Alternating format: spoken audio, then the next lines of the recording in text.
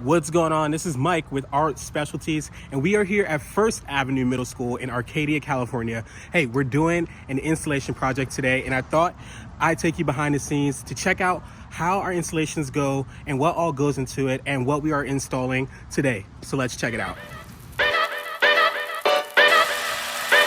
My name's Austin, and today we're at First Avenue Middle School, where we have done a direct apply, labeling your different categories of books. We have also done this, basically it's a 2 by 16 foot pieces of foam.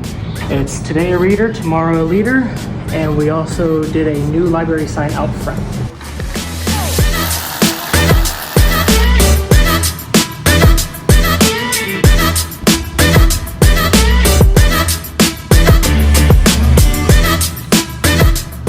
Doug, can you tell us what we just finished doing? We just mounted those ACM panels to this concrete wall. Okay. Nothing real fancy or complicated here, just bigger drill, stronger screws. Other than that, it's actually a lot like hanging a picture in your house.